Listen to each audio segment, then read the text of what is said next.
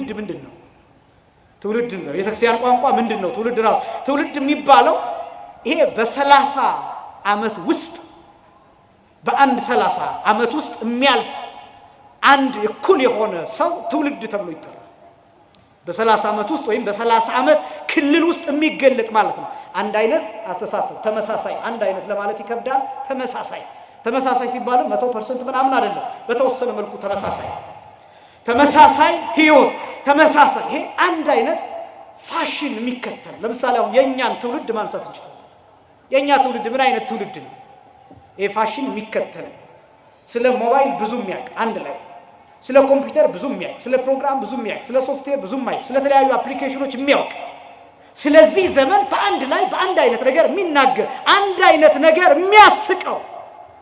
ለምሳሌ አሁን አንድ ቀልድ ብቀልድ የዚህን ዘመን ቀልድ ብቀልድ በጣም የሚስቁልኝ የዚህን ዘመን ብቀልድ የዚህ ዘመን ትውልዶች ናቸው በጣም የሚስቁት። ትልልቅ ሰዎችን ላያስቃቸው ይችላል። ለምን? በእነሱ ዘመን የነበረው የሚያስቀውና አሁን ያለው ይለያያል። ዘፈን ይለያያል፣ መዝሙር ይለያያል፣ በጣም ብዙ ነገሮች ይለያያል። ይሄ ትውልድ የሚባለው እንደ ችቦ በአንድ ላይ ሲመጣ አብሮት ይዞት የሚመጣው ነገር አለ። በጣም የሚገርመው ቤተክርስቲያን በትውልድ ሁሉ አንድ አይነት ናት። በጣም ደግሞ ዘመናዊ ትውልድ እየፈለገ ያለው ምንድነው? ቤተክርስቲያኗ እንድትቀየርለት ይፈልጋል። ምን እንድትልለት ይፈልጋል? እንድትቀየርለት። የተሐድሶ ምናምን የሚባለው ነገር ከዚህ ጋር ተያይዞ የሚመጣ ነው። ቤተክርስቲያኗ ዘመናዊ አይደለችም ብሎ የሚያስብ ይኖራል። አስተምሮዋ ዘመናዊ አይደለም ብሎ የሚያስብ ሊኖር ይችላል። የትምህርቱ መንገድ አሰልች ነው ብሎ የሚያስብ ሊኖር ይችላል። የሥርዓቱ ሁኔታ አድካሚ ነው ብሎ የሚያስብ ሊሆን ይችላል። ለምን? ይሄ ትውልድ አብዛኛው የሾርት ከት ትውልድ ነው። አጫጭር ነገሮች የሚፈልግ በአጭር ጊዜ ሀብታም መሆን፣ በአጭር ጊዜ መምህር መሆን፣ በአጭር ጊዜ ዲግሪ መያዝ፣ በአጭር ጊዜ ማስተርስ መያዝ፣ በአጭር ጊዜ ገንዘብ ማግኘት፣ በአጭር ጊዜ ቱጃር መሆን፣ በአጭር ጊዜ የሆነ ወረቀት መያዝ፣ በአጭር ጊዜ ዝነኛ መሆን፣ በአጭር ጊዜ መታወቅ። ይሄን ነው የሚፈልገው ይሄ ትውልድ። ቤተክርስቲያን ደግሞ እንደሱ አይደለችም። የቅዳሴው ሰዓት አልተጨመረም፣ የቅዳሴው ሰዓት አልተቀነሰም። የማህሌቱ ቀለም አልተጨመረም፣ የማህሌቱ ቀለም አልተቀነሰም፣ እንዳለ ነው። ትርጓሜው አልተጨመረም፣ ትርጓሜው አልተቀነሰም፣ እንዳለ ነው። ይሄ ትውልድ ደግሞ ይሄ ይሰለቸው አስቸጋሪ የሚሆነው በጣም ብዙ ነገሮች በዚህ ምክንያት ነው። ስለዚህ ትውልድ ለመገንባት ምን ያስፈልጋል የሚሉትን ሐሳቦች የምናነሳው ለዚህ እና ትውልድ የሚባለው ትውልድ በአጠቃላይ በሊቃውንቱ አነጋገር በሁለት ይከፈላል። በስንት ይከፈላል? በሁለት ይከፈላል። ስጋዊ ትውልድና መንፈሳዊ ትውልድ። የመጀመሪያው ምን አይነት ትውልድ? ስጋዊ ትውልድ። ሁለተኛው መንፈሳዊ ትውልድ። የመጀመሪያው ድገሙት፣ ስጋዊ ትውልድ። ሁለተኛው አሁን እነዚህን ማስታረቅ። ስጋዊ ትውልድም ያስፈልጋል፣ መንፈሳዊ ትውልድም ያስፈልጋል። ስጋዊ ትውልድ የሚባለው ማንኛውም ሰው ማለት ማንኛውም ሰው ወንድና ሴት ተጋብተው በሚመጣው የሚመጣው ትውልድ ሁሉ ስጋዊ ትውልድ ተብሎ ይጠራል። በስጋ መንገድ የመጣው በሙሉ ማለት ነው። መንፈሳዊ ትውልድ ደግሞ ያስፈልጋል። ስጋዊ ትውልድም ያስፈልጋል፣ መንፈሳዊ ትውልድም ያስፈልጋል። ዋጋ የለውም ማለት ስጋዊ ትውልድ እልፍ አእላፍ ቢሆን 7 ቢሊዮን ይሄም እጥፍ ቢሆን አሁን ባለው የዘመን ቁጥር የህዝብ ቁጥር 7 ቢሊዮን ከምናምን ይሄ እጥፍ ቢሆን በትሪሊየን የሚቆጠር ትውልድ ቢኖረን የእግዚአብሔርን ስም የረሳ ትውልድ ከሆነ ዋጋ የለውም፣ ይጠፋል። ስለዚህ ትውልድን ማዳን አለ። ቤተክርስቲያን ይሄን ኃላፊነት ትቀበላለች። ስጋዊ ትውልድ መምጣት ያለበት እንዴት ነው? የመጀመሪያው። ሁለተኛው ስጋዊ ትውልድ ከተፈጠረ በኋላ ይሄን ስጋዊ ትውልድ ወደ መንፈሳዊ ትውልድ እንዴት ማምጣት ያስፈልጋል? ይሄን ጋፕ ይሄን ክፍተት መሙላት ግዴታ ነው። ትንቅንቁስ በስጋዊ ትውልድና በመንፈሳዊ ትውልድ እንኳን አይደለም። ይኸውላችሁ በመንፈሳዊ ትውልድ እንኳን የተፈጠረ ክፍተት አለ። ለምሳሌ አሁን የኛን መምህራን እኛን ያስተማሩን መምህራን ሌሎችን መምህራን ያስተማሯቸው መምህራን በገጠር ያሉ የአብነት መምህራን መጥተው እዚህ ቢያስተምሩ ሁላችሁም ጥላችሁ ትወጣላችሁ፣ አትሰማችሁ።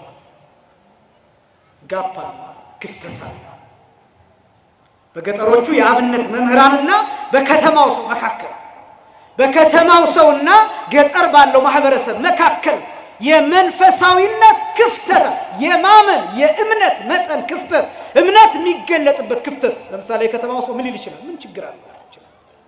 ምን ችግር ያመጣል? ይሄ እኮ ማለት እንዲህ ነው። የገጠሩ ከሆነ አራ እንዴት እንዲሆን ማን ነው ትክክለኛው? እነሱ የተሸከሙት መጀመሪያ የያዙት ጽኑ አቋም አለ። ፍንክቻ አይሉም። እስከ ዛሬ ድረስ እንግዳ ይቀበላል። እስከ ዛሬ ድረስ አብርሃሞች ናቸው። እስከ ዛሬ ድረስ እግር አጥበው መኝታቸውን ለቀው እንግዳ ተቀብለው ያስተናግዳሉ። ገዳማትን ተመልከቱ። አሁን በገዳማትና በከተማው በጣም አደገኛ የሚያደርገው ሌላው ይቅርና የከተማው ሰው ገዳም ይገባና ገዳም ያሉትን መነኮሳት ጭምር ያበላሻቸው። ገዳም ያሉትን ባህታውያን የዘጉትን ባህታውያን እዚህ ቦታ የዘጉ ባህታዊ አሉ ይልና የሆኑ ሰዎች የሆነ ፍትፍት ተሸክመው ሄደው ወስደው ያቀምሱታል። እንዲህ ያለ የሚጣፍጥ ምግብ ብሎ ከከተማ ያወጣ ወደ ከተማ መምጣት ጀመረ። አቤት ገሌ ሲበላ ማለት ይጀምራል። የከተማው ሰው ደግሞ እነገሌ እየጠጡ አቤት እነገሌ የሚለብሱት ማለት ይጀምራል። ራሳችን እንዲመጡ እናደርጋቸውና ከከፍታቸው እንዲወርዱ ከተራራው እንዲመጡ ከቅድስናው ተራራ እንዲወርዱ እናደርጋቸውና እንደገና እኛው ራሳችን ቪዲዮ እየቀረጽን እንሳለቅባቸው። በጣም ከባድ ትውልድ ነው። በጣም ከባድ ዘመን ነው። ይሄ በነ ያሬድ ጊዜ ከአዳም በኋላ ያሉ የተነሱ ትውልድ የመጀመሪያው ነገር ይሄ ኒፊልም የሚባሉት ከመምጣታቸው በፊት ከ100 ዓመት በላይ ገድለ አዳም እንደሚናገረው ከ100 ዓመት በላይ በደብረ ቅዱስ ሲያመሰግኑ ሰይጣን ሳይሰለች ከ100 ዓመት በላይ ሲያደርግ የነበረው የቃየልን ልጆች እየጠራ እነርሱ ባልመጡበት ጊዜ ደግሞ በምትሃት ሜዳ ላይ እንዲዘፍኑ እያደረገ ነበር ያሳያቸው የነበረው። ትርኢት ያሳያቸው ነበር። እንዴት ሴቶቹ ራቁታቸው ገድለ አዳም ይጠቅሰዋል። ሴቶቹ እርቃናቸው እንዲጨፍሩ። ይሄ ብቻ አይደለም፣ ወንድና ሴት ሜዳው ላይ በግልጽ ግንኙነት እንዲያደርጉ በአይናቸው በብረቱ ተራራ ላይ ሆነው እንዲያዩ ያደርግ ነበር ሰይጣን። ይህን ገድለ አዳም ተጽፏል። እና ያንን እያዩ በጣም እየተማረኩ ሲመጡ ከተራራው መውረድ ጀመሩ። እንውረድ ከተራራው ወርደው የእግዚአብሔር ልጆች የተባሉት የሴት ልጆች ከቃየል ሴቶች ልጆች ጋር መተኛት ጀመሩ። ኒፊልም የሚባሉት እጅግ በጣም አሰቃቂ የሆነውን ታሪክ የፈጸሙት በምድር ላይ እነሱ በዚህ ምድር ተወለዱ። ቁመታቸው እስከ 3000 ክንድ ድረስ የሚደርስ እንዲያውም ሊቃውንቱ ሲገልጡ በጣም ረጅም ከመሆናቸው የተነሳ በግና በሬ በፀሐይ ሙቀት ጠብሰው ይበሉ ነበር ይሏቸው። የፀሐይ መስኮት በእጃቸው ይዘጉ ነበር። ፀሐይ ስታቃጥላቸው ውሃ ሲጠማቸው ተጎንብሰው ውቅያኖስን ሲጠጡት ስንዝር ያህል ያጎሉት ነበር ይላሉ ሊቃውንቱ። ይህን ያህል እጅግ በጣም ከባድ ፍጥረት ነበር። ምድር እስከምትጮህ ድረስ ይናገራል ሄኖክ ወጸርሃት ምድር በእንቲአሆሙ ወሰከየቶሙ ለእኩያን ይላል። መሬት ጮኸች፣ ያን ትውልድ ከሰሰች ይላል። እንዲያውም በጣም ጸያፍ ነው እንጂ ምድርን ሰንጥቀው ከምድር ጋር ግንኙነት ያደርጉ ነበር ብለው ይገልጻሉ ሊቃውንቱ። ክፉ ትውልድ ነበር። እንዲህ ይላል፣ ምድርም በእግዚአብሔር ፊት ተበላሽታ ነበር ይላል። ያ ትውልድ ነው ዓለም በሙሉ እንዲጠፋ ያደረገው። ዓለም በሙሉ ያ ትውልድ ቀላል ትውልድ አይደለም። ምን ደርሶ ነበር? በነገራችን ላይ ያ ትውልድ ከኛ ትውልድ ጋር የሚያመሳስለው በጣም ብዙ ነገር አለ። የተመሳሳይ ጾታ ጋብቻ የሚባለው፣ ሌሊትም ቀንም መስፈን የሚባለው፣ ታላቁ ታናሹን መብላት የሚባለው እጅግ በጣም አሁን አዲስ ኃጢአት አይደለም የሚሰራው ኃጢአት አዲስ አይደለም። ያን ጊዜ የተሰራ ኃጢአት ሌላ አዲስ ኃጢአት አልመጣም። ጌታ የተናገረው ወበከመ ኮነ በመዋዕሊሁ ለኖኅ ከማሁ ይከውን ምጽአቱ ለወልደ እጓለ በኖኅ ጊዜ እንደነበረ ያ ሲመጣ ስታዩ እንዲሁ የሰው ልጅ መምጣት ደርሷል ብሎ ያስጠነቀቀው እጅግ በጣም ከባድ ቃል ነው። ይሄ የዘመን ፍጻሜ ማስጠንቀቂያ ነው፣ ለትውልዱ የተሰጠ ማስጠንቀቂያ እና ይሄ ትውልድ እንደዛው እነዛ ደርሰውበት የነበረው የስልጣኔ በጣም ከመሰልጠናቸው የተነሳ ምን አድርገው እንደነበር ታውቃላችሁ? ሲጨፍሩ የሚያጨበጭብ ሰው አለ አይደለም? አታሞ የሚመታ ሰው አለ እና በየተራ ነው የሚጨፍሩት። አታሞ የሚመታ የብቻው አለ፣ የሚያጨበጭብ የብቻው አለ።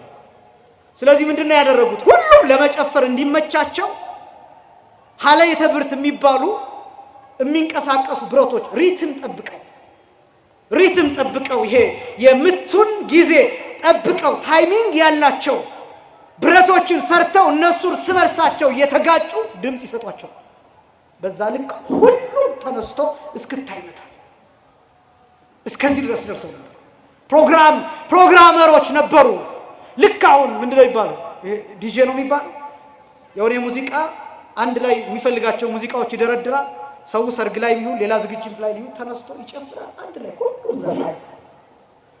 ሁሉም ዘፈን አንድ ሰው ብቻ ተቀምጦ ያንን ዘፈን ያጫውታል። ያ ዘመን ማለት ነው። ያ ዘመን እና ይሄን ትውልድ በመንፈሳዊው አይን ማየት መቻል እና መንፈሳዊ ትውልድ ጌታ በዘመኑ የነበሩትን ሰዎች የመሰለበትን ምሳሌ እንመልከትና ደግሞ ወደኛ እንምጣ።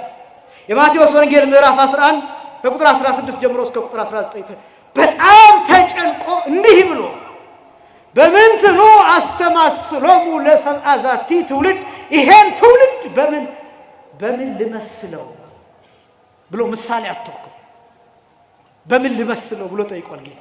ጌታ እንዴት ምሳሌ ያጣል? እንዴት ምሳሌ ምን ያህል ቢጨንቅ ምን ያህል ቢያስጨንቀው ምን አይነት ትውልድ ቢሆን ምን አይነት ክፉ ሰዎች ቢሆን እንዴት ይጨነቃል? እንዲህ ነው የሚለው ምንም ምሳሌ ባጣ ምሳሌ አጥቻ አልተዋቸው ይመስሉ ደቂቀ ላይ ነበሩ ሀበ ምስያት በገበያ ዳር የተቀመጡ ልጆችን ይመስላሉ ይላል። በምን ዳር የተቀመጡ? በገበያ ዳር። በገበያ ዳር የተቀመጠ ሰው ምን ያደርጋል? ይሸጣል፣ ይለውጣል፣ ይገዛል። ገበያ ዝም ብሎ ቃሉን እንደቀላል እንዳታዩት ብዬ እኛ ይሄ ትውልድ ሁሉም በሚባል ደረጃ ገበያ ዳር የተቀመጠ ምንም ነገር ይሸጣል። እንደምታውቁት ምንም ነገር ይሸጣል። ሰዎች ገንዘብ እስካወጣ ድረስ ወንድሞቻቸውን ይሸጣል። ሰዎች ከሬሳ ጋር ፎቶ ተነስተው እሱን ይሸጡታል። ከሬሳ ጋር ከገደሉት ሰው ጋር አንገቱን ከቆረጡት ሰው ጋር ሆነው ይሸጡታል። ገበያ ማለት ብር ማግኘት ብቻ ነው። የሚያደንቃቸው ሰው ማግኘት ላይክ ምናምን የሚባሉ ነገሮች ቀላል ነገር ይመስላችኋል? እሱ ምንድነው? በእኛ ዘመን ሬሳ ማየት የሚባለው ነገር እንዴት ያስጨንቃል?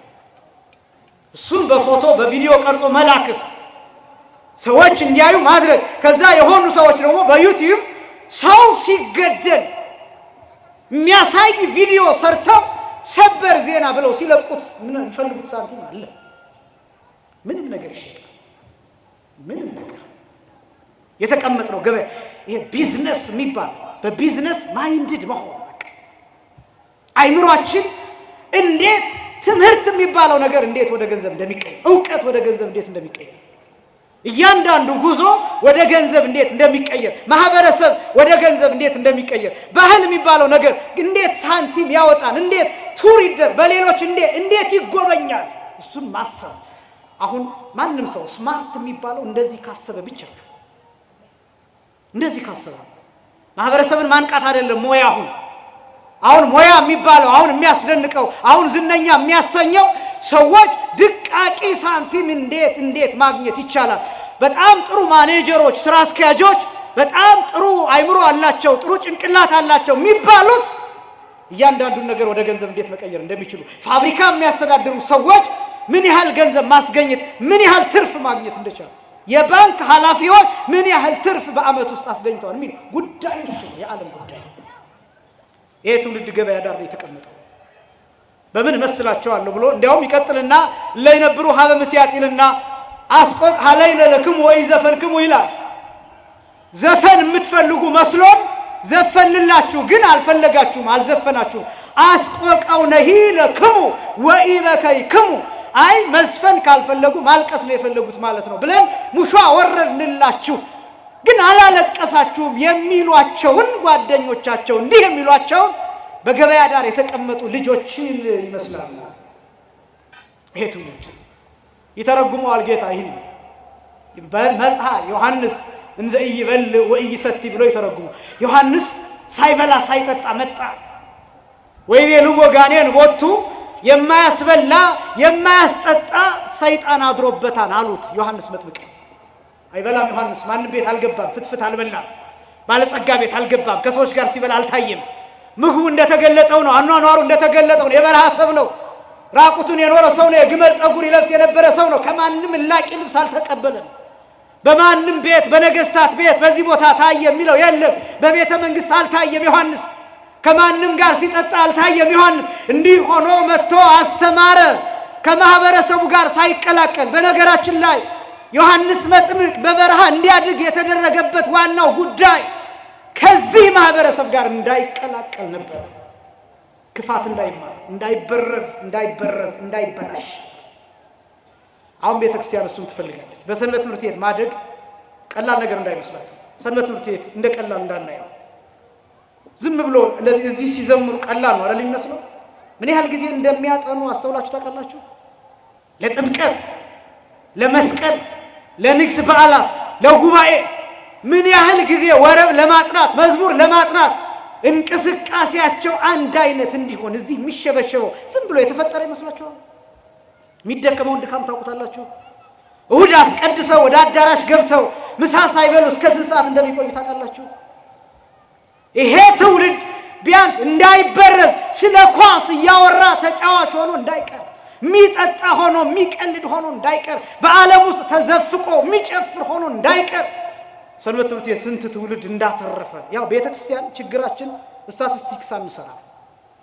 ይሄ የቁጥር ልማድ ስለሌለን ይህን ያህል ትውልድ ተረፈ፣ ይህን ያህል ትውልድ ጠፋ ብለን ቁጥር አንሰራ።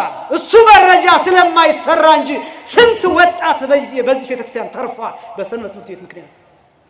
እና ብዙዎቻችን አልተረዳንም። ማንም ሰው ሰንበት ተማሪ መሆን አለበት። የግድ እዚህ መዘመር አይደለም። የግድ ዩኒፎርም ለብሶ ወይም ልብሰ ስብሐት የምስጋና ልብስ ለብሶ እዚህ መታየቱ ብቻ አይደለም። የመጀመሪያ ዓመት፣ ሁለተኛ ዓመት፣ ሶስተኛ ዓመት የሚባል ፕሮግራም አለ አይደል? ካላይ፣ ቀዳማይ፣ ካላይ፣ ሳልሳይ የሚባሉ ፕሮግራሞች ማንም ሰው መማር አለበት። ለመትረፍ ትውልድ ለመስራት እኔ እንዲህ ነው የምፈልገው። ወደፊት በቤተክርስቲያኗ እንዲሆን የምመኘው ሌሎች ወንድሞቻችን በሃይማኖት ጉዳይ የሚጠይቁንን ጥያቄ እኛ እንድንጠይቅ አይደለም የምመኘው።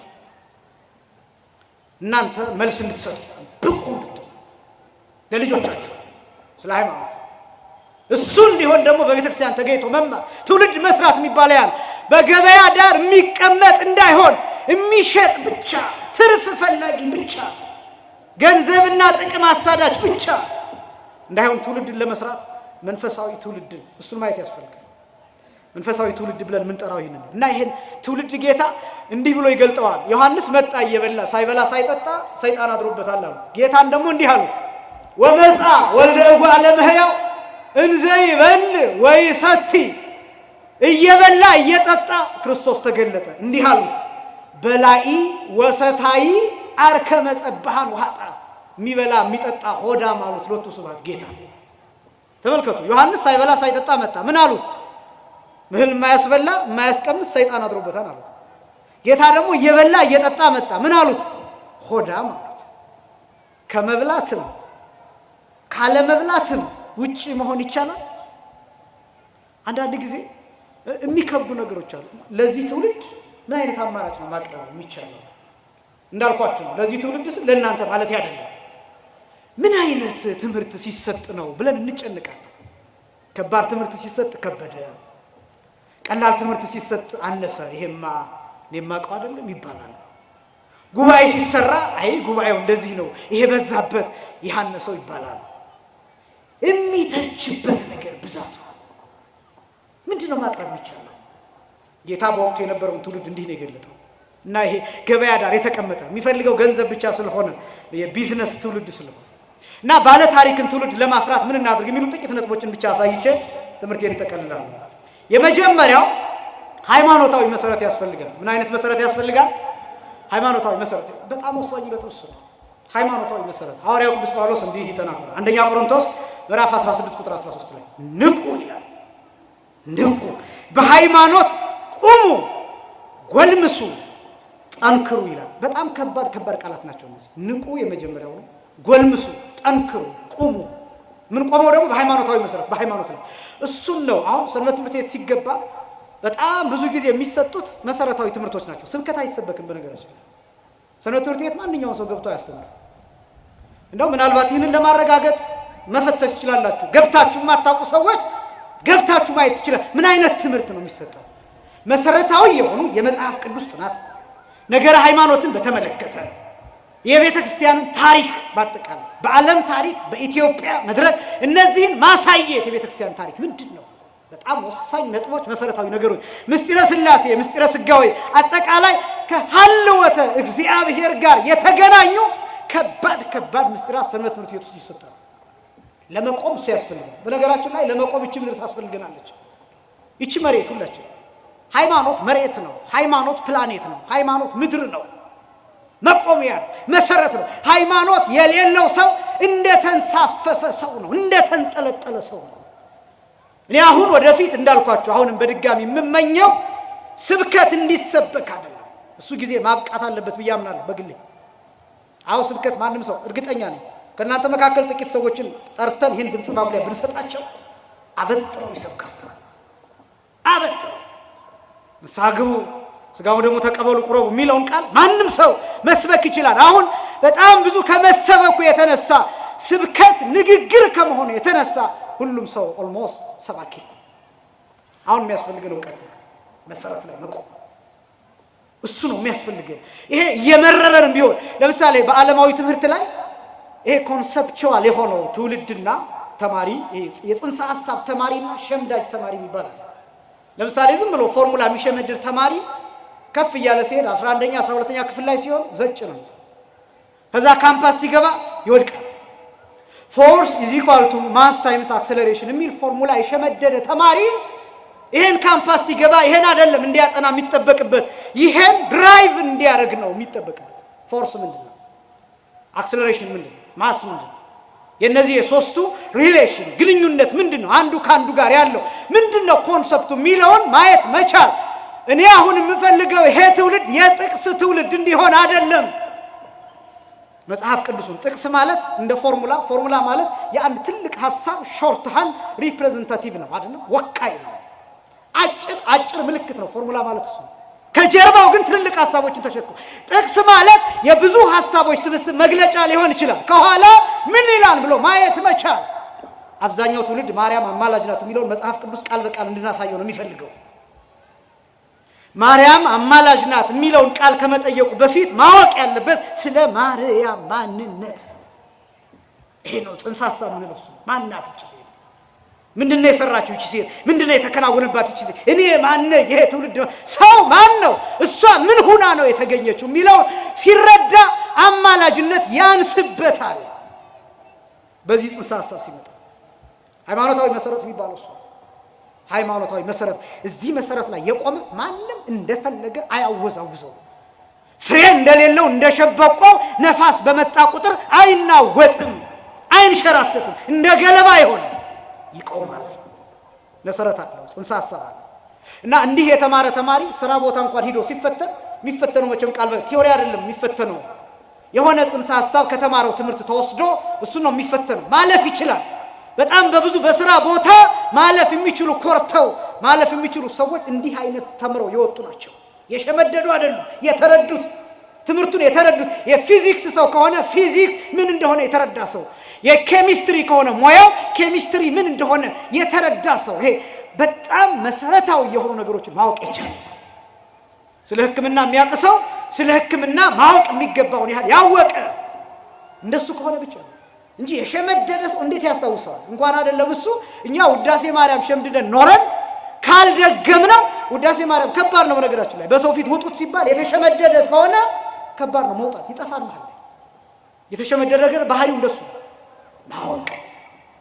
ማወቅ ሃይማኖታዊ መሰረት የሚባለው ቅዱስ ጳውሎስ አሁንም እንዲህ ይላል ቆላሲስ ምዕራፍ 1 ቁጥር 23 ላይ ይህም ይላል ተመስርታችሁና ተደላድላችሁ ተመስርታችሁና ተደላድላችሁ ከሰማችሁትም ከወንጌል ተስፋ ሳትናወጡ ይላል። ሳትናወጡ በሃይማኖታችሁ ጸንታችሁ ኑሩ ይላል ቆላስይስ ምዕራፍ 1 ቁጥር 23 ላይ። በጣም ወሳኝ ነገር። ይሄን ደግሞ መስማት የሚቻለው እዚህ ብቻ ነው፣ እዚህ ቤተክርስቲያን ግቢ ውስጥ ብቻ ነው። በጣም ብዙ ነገር አለ። አሁን ወደ ሜዳ የሚወስዱን በጣም ብዙ አይነት ነገሮች አሉ። የሆነ ቦታ ሄደን የምንሰማቸው በጣም ብዙ ነገሮች አሉ። እዛ ያለው ቢዝነስ ነው። የሆነ ቦታ አለ፣ የሆነ ቦታ ከስጋው ደግሞ የሚለይ ከካህናት የሚለይ ከቤተክርስቲያን የሚለይ ከማህሌቱ የሚለዩ የሆኑ ድምጾች አሉ። እነሱን እንዳትከተሉ አደራ። ብንከፋም ብንለማም እዚህ ስንገናኝ እኛን ስሙ። እዚህ ቦታ ይሄ አባታችሁ ቤት ነው። ከዚህ እንዳትነቃነቁ። መሰረታችሁ ይሄ ነው። መሰረታችሁ ሰንበት ትምህርት ቤት ትርጉም የሚኖረው እዚህ ግቢ ውስጥ እስከሆነ ድረስ ብቻ ነው።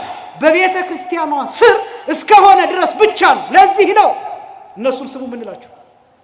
እሱን ማወቅ ያስፈልጋል። መሰረት የሚባለው እሱ ነው። አሁንም ቅዱስ ጳውሎስ ቆላስይስ ምዕራፍ 2 ቁጥር 7 ላይ እንዲህ ይላል ስር ሰዳችሁ ይላል። ምን ሰዳችሁ?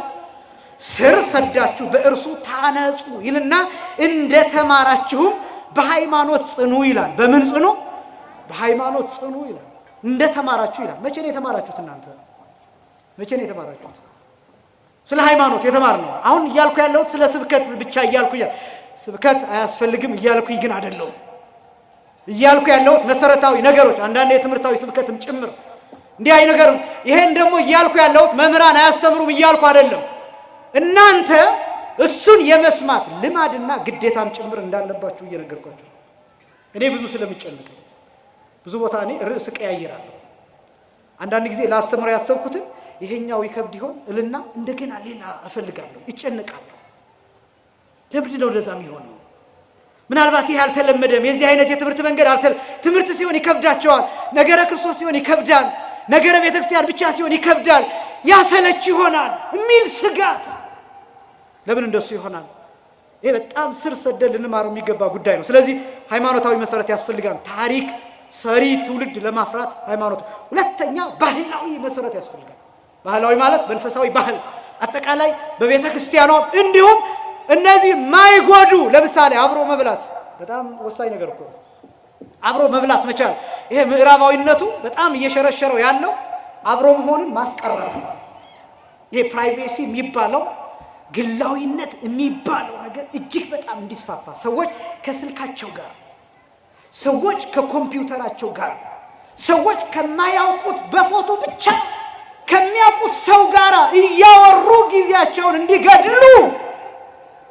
አሁን ይሄ የጉባኤው ህብረት ቀላል እንዳይመስላችሁ።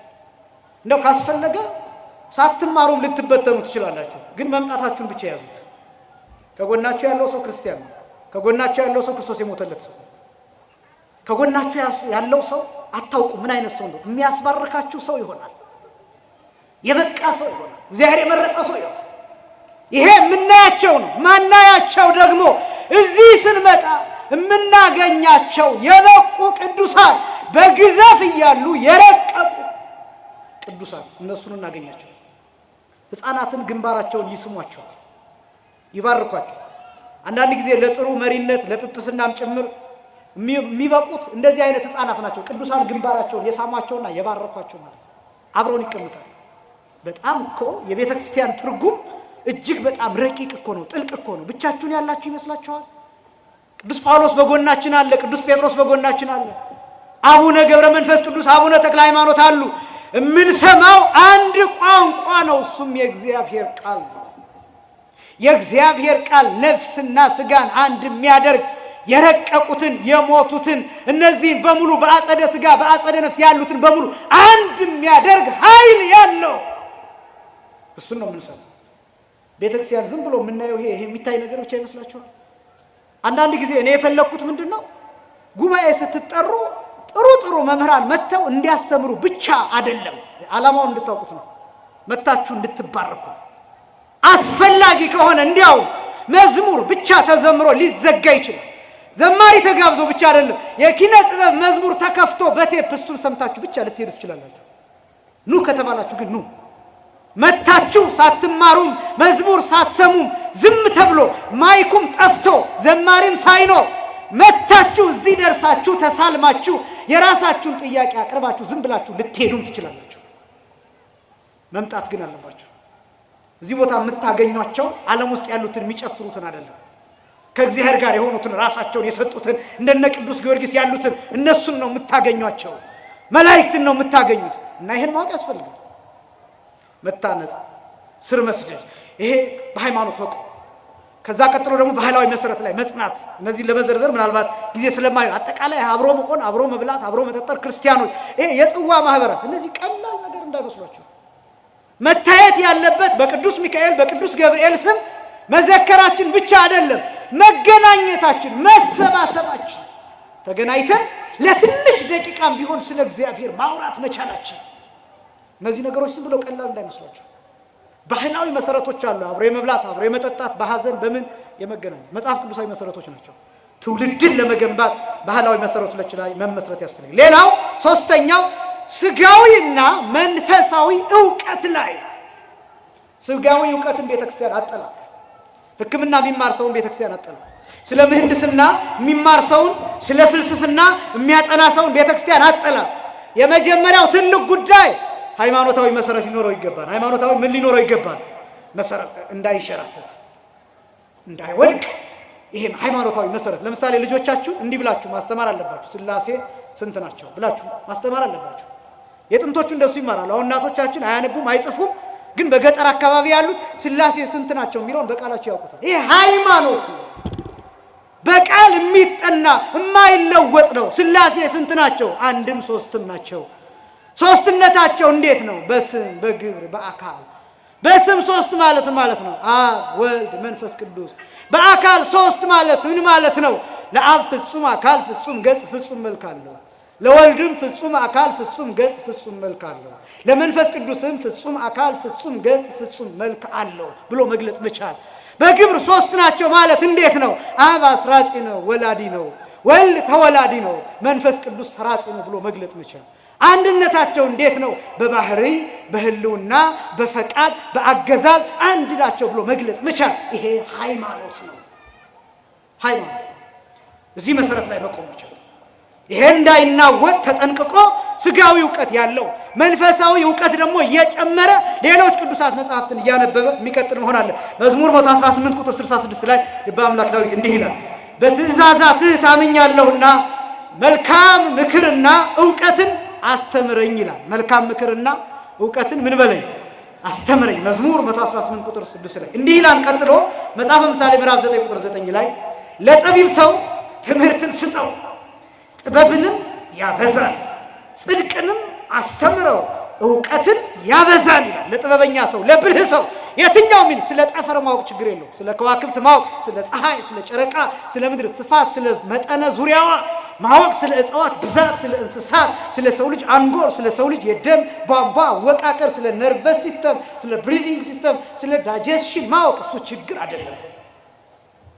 ይሄን ማወቅ ችግር እንዳውም ይሄን በተረዳን ቁጥር እግዚአብሔርን እያመሰገንን እያደነቅን እንሄዳለን።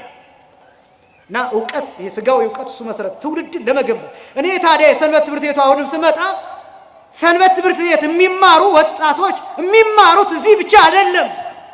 የሚማሩት ዓለማዊ ትምህርት አለ። ዶክተሮች አሉ፣ መሐንዲሶች አሉ፣ በተለያየ የሥራ ዘርፍ በባንክ በልዩ ልዩ ቦታ የተሰማሩ አሉ። ከሰንበት ትምህርት ቤቱ ከአገልግሎቱ ከወጡ በኋላም በዓለማዊ ስራቸው የሰሩ ቤተ ክርስቲያኗን እየታደጉ በስውር እየሰሩ ያሉ እንደነ መርዶኪዮስ ያሉ ወንድሞች ትውልድ የሚባለው እሱ። እኔ በዚህ ዘመን ጠንካራ የሚባለው መሰረት በቤተ ክርስቲያን ተቋም የአብነት ትምህርት ቤትና የሰንበት ትምህርት ቤት ነው። የአብነት ትምህርት ቤት በቀላሉ ማናገኘው ሊሆን ይችላል። ሙሉ ጊዜን መስጠት ይፈልጋል። ቢያንስ ግን የሰንበት ትምህርት ቤት ገብቶ መማር ደግሞ ባይቻል እኛ ልጆቻችንን ማስገባት፣ ጓደኞቻችንን ማስገባት፣ ያም ደግሞ ባይሆን መደገፍ እንዴት ያቀፈናል? እኔ በጣም ይገርመኛል። ይሄ ጠንካራው ነገር ላይ መስራት ሳንችል እንቀርና ሌላ ቦታ ጊዜያችንን እያጠፋን በጣም ብዙ ነገሮችን እና ብዙ ድሎችን እናበላሻለን።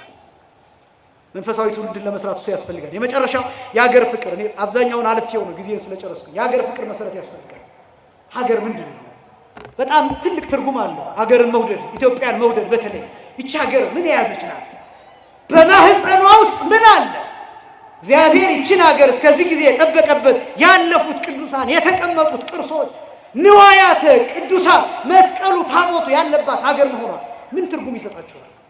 ፖለቲካዊ እይታውን እሱን ትታችሁ እሱን በደንብ መገንባት ያስፈልጋል። የሀገሩን እየወደደ የሀገሩን ትርጉም እየተረዳ ሲመጣ ታሪክ የሚሰራ ትውልድ ይመጣል። ታሪክ ሰሪ ትውልድ ለማፍራት እነዚህ መሰረቶች ያስፈልጋሉ። ሃይማኖታዊ መሰረት ያስፈልጋል። ባህላዊ መሰረት ያስፈልጋል። ጥሩ ጎጂ ያልሆኑ ባህላዊ መሰረት።